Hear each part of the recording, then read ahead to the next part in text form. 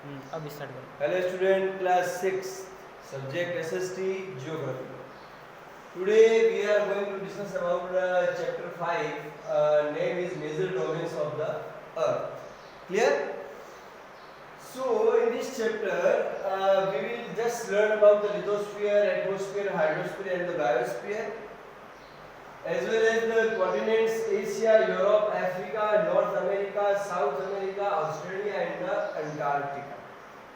And just remember, ये सूचना है सभी बच्चों को कि आपको वर्ल्ड के मैप में ये सारे कॉन्टिनेंट्स कहाँ पर लोकेटेड है ये आपको आने चाहिए। आपको एक वर्ल्ड का मैप दिया जाएगा खाली, अगर आज ये क्वेश्चन आता है तो ठीक है, आपको एक वर्ल्ड का मैप दिया जाएगा और उस मैप के अंदर कोई सा भी कॉन्टिनेंट आपको क्वेश्चन पेपर के अंदर दिया जा सकता है और आपको उसको लोकेट करना है कि एशिया कहाँ का आया हुआ है, यूरोप का है, अफ्रीका का है, नॉर्थ साउथ अमेरिका का है, ऑस्ट्रेलिया का है, अंटार्कटिका का है, और ये सब आपको उसमें इंडिकेट करना पड़ेगा।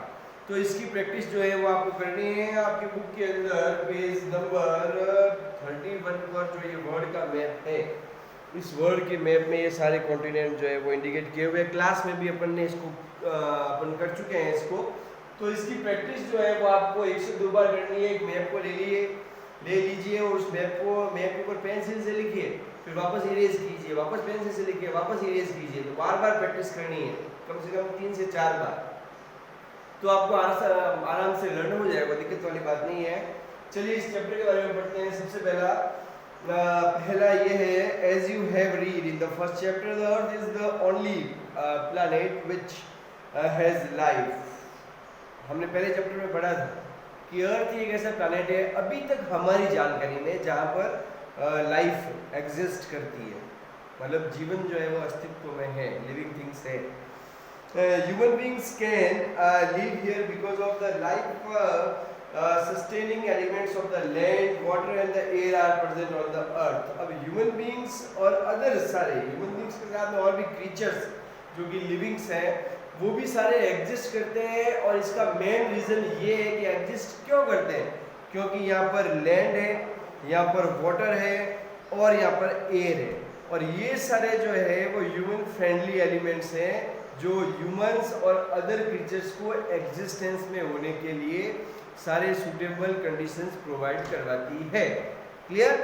So the surface of the earth is a complex zone. जो अर्थ की जो सरफेस है ना वो एक बहुत ही जटिल जो है वो संरचना है, वो the complex zone in which the 3 main components of the environment meet. अब क्या है कि अर्थ की जो सरफेस है वहाँ पर 3 एलिमेंट एक साथ मिलते हैं, और वो कौन कौन से हैं?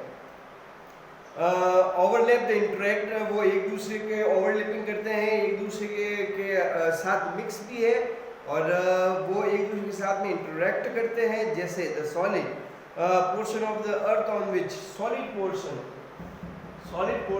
On the earth which we live is called lithosphere. Earth का वो सॉलिड पार्ट जिस पर हम रहते हैं, सॉलिड पार्ट, ठीक है, उसको क्या कहते हैं? लिथोस्फीयर कहते हैं।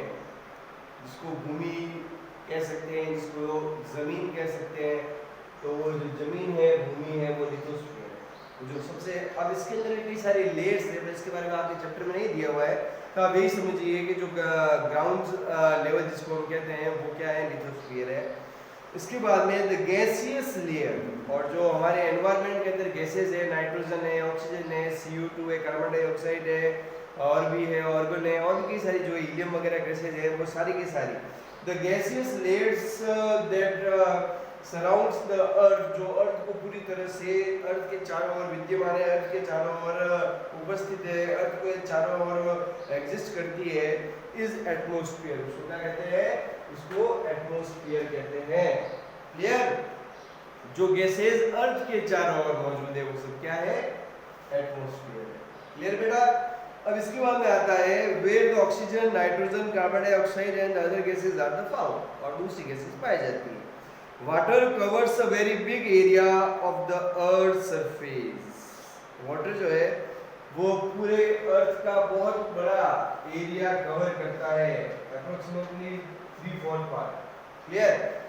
तो the hydrosphere compares water in all its forms, that is अब पानी की कई सारी फॉर्म्स है, आपको पता ही है। पानी आइस के रूप में भी उपलब्ध है, मतलब कि बर्फ के रूप में भी है, और अपनी real form water liquid form में है, और वाटर वेपर में भी है।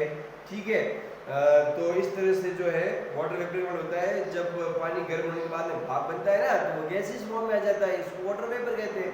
ठीक है, सो द बायोस्फीयर, बायोस्फीयर क्या है? Biosphere is the narrow zone where, biosphere जो है वो एक नैरो जोन है, और ये इंपॉर्टेंट है, इसको पूरा ध्यान से रखिएगा। Biosphere is the narrow zone where we find land, water and air together, मतलब ये तीनों चीजें जो जब एक साथ मिल जाती है, which contains all forms of the life, which contains all forms of the life, जो लाइफ के सारे कंटेंट्स को एग्जिस्ट करती है, वहां आता है बायोस्फीयर। क्लियर? जहाँ पर लिथोस्फीयर भी है, एटमॉस्फेयर भी है, हाइड्रोस्फीयर भी है, वो है बायोस्फीयर। क्लियर?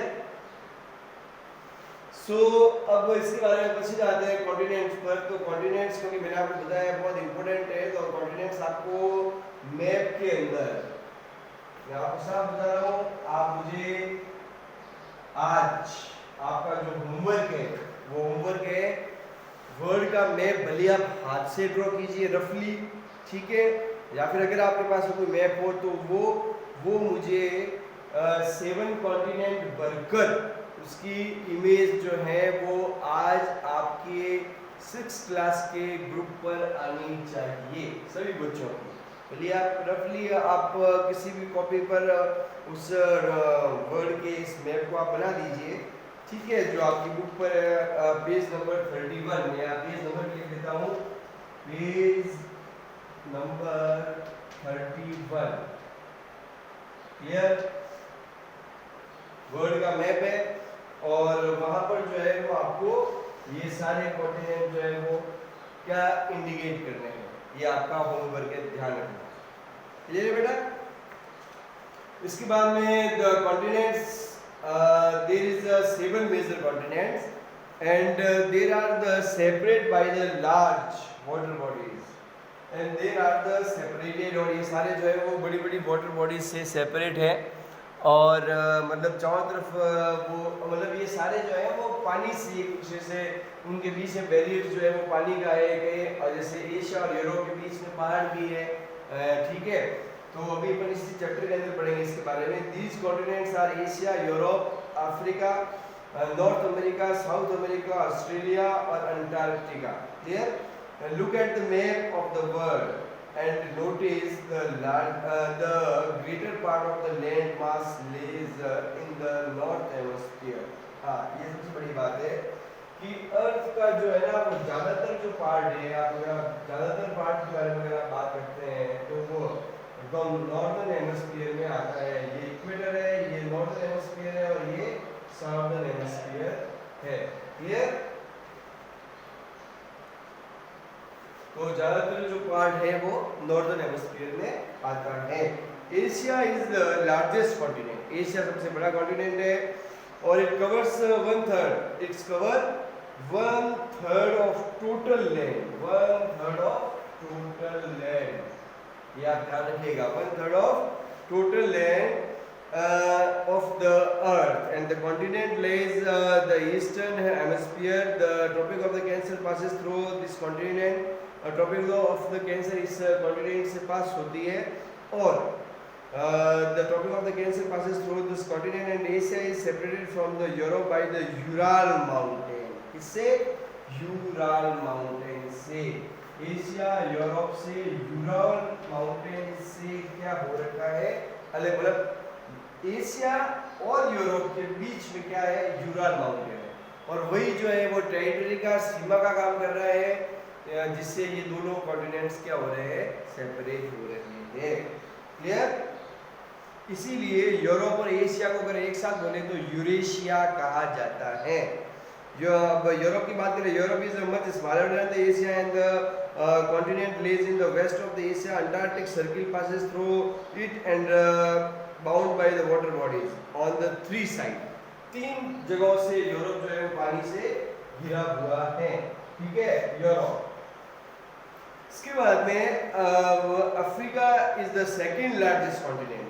फर्स्ट तो है एशिया है, सेकंड अफ्रीका हो गया, clear. The Africa is the second largest continent after the Asia and the equator और zero latitude runs almost throughout the middle of the this continent. इस continent के बिल्कुल बीच में से निकलती है इक्वेटर की लाइन, और large part of the Africa lies in the northern hemisphere. Africa का भी एक लार्ज पार्ट जो है नॉर्दर्न हेमिस्फीयर के अंदर आता है। लुक एट द फिगर, अब आप उस देख सकते हो उस मैप के अंदर, you will found that it is only continent through which the Tropic of the Cancer, Equator or Tropic of the Capricorn passes. Tropic of the Cancer, Equator and the Tropic of the Capricorn, तीनों की तीनों जो imaginary lines हैं वे तीनों की तीनों यहाँ से निकलती है। Tropic of the Cancer and the Tropic of the Capricorn जो ये तीनों लाइन जो है वो अफ्रीका के अंदर से पास आउट होती है, ठीक है। और सारा डेजर्ट यहाँ का सबसे लार्जेस्ट हॉट डेजर्ट है, is located in Africa and the continent is bound on the all sided by the ocean and the seas. और ये जो कॉन्टिनेंट है वो सभी तरफ से जो है वो क्या गिरा हुआ है, पानी से गिरा हुआ है, क्लियर। अब आगे बात करते हैं नॉर्थ अमेरिका की। North America is third largest continent है of the world. North America जो है वो थर्ड लार्जेस्ट कॉन्टिनेंट है, ठीक है बेटा। And the South America by very narrow strip of the land is the isthmus of the Panama। यह जो है वो नॉर्थ अमेरिका, ये कॉन्टिनेंट अपन पढ़ते हैं ना, उसके अंदर नॉर्थ अमेरिका और साउथ अमेरिका आपस में जो है वो लगभग जुड़े से दिखते हैं। एक बहुत ही पतली रेखा के द्वारा नैरो स्ट्रिप, एक बहुत ही पतली पट्टी, land joining two land masses, दो बड़े बड़े लैंड के लैंड पार्ट्स को जब एक बहुत ही पतली स्ट्रिप आपस में जोड़ती है ना, उसको ही क्या कहते हैं अपन, the isthmus of the Panama। The continent lays completely in the northern and the western hemisphere. There ocean surrounding the continent and the South America lays mostly the southern hemisphere। ये साउथ हेमिस्फीयर में पाया जाता है south America, इसलिए इसका नाम ही south America है। यह ज़्यादातर ये साउथर्न हेमिस्फीयर में जो है वो लेज करता है, पाया जाता है या स्थित है, लोकेटेड है। Which two ocean surrounded on the east and the west the Andes world's longest mountain range. Andes जो पर्वत है जो वर्ल्ड की लॉन्गेस्ट माउंटेन रेंज है, वो साउथ अमेरिका में है। Runs through it land from the north to the south, north से साउथ की तरफ बढ़ती है। South Africa is the world largest river Amazon. World largest river भी कहाँ है, साउथ अमेरिका के अंदर, नाम है अमेज़न। ऑस्ट्रेलिया जो है वो is the smallest continent that lies entirely in the southern hemisphere, जो पूरी तरह से साउथर्न हेमिस्फीयर में स्थित है। एंड इट सराउंड, ये भी चारों तरफ जो है चारों तरफ से ओशन और सी से घिरा हुआ है। अंटार्कटिका जो है वो कम्प्लीटली साउथर्न हेमिस्फीयर, पूरी तरह से साउथ हेमिस्फीयर ही है, तो साउथर्न हेमिस्फीयर में स्थित है। It is a huge continent, ये भी बहुत बड़ा कॉन्टिनेंट है। द साउथ पोल जो है ना, जिसे अपन एस और एन लिखते हैं, साउथ पोल जो पूरा है वो उसका पोलर रीजन भी इसके अंदर ही लोकेटेड है। It is permanently covered with the thick ice. वहाँ पर बड़ी बड़ी आइस, मतलब आइस के बड़े बड़े ग्लेशियर्स हैं और बड़ी बड़ी लेयर्स हैं आइस की। There are no permanent human settlement, वहाँ पर स्थायी रूप से कोई नागरिक और लोग निवास नहीं करते हैं, इतनी ठंड पड़ती है वहाँ पर वहाँ पर कुछ जो साइंटिस्ट हैं, काफ़ी कंट्रीज़ के साइंटिस्ट ने अपनी लेबोरेटरीज खोली, और इंडिया की दो लेबोरेटरीज का नाम है मैत्रेयी और दक्षिण गंगोत्री नाम से दो लेबोरेटरी है जो वहाँ पर स्थित है। क्लियर? चलिए अभी आज इस चैप्टर में इतना पढ़ते हैं अपन, फिर आगे बात करेंगे। तो होमवर्क के बारे में भूलिएगा मत।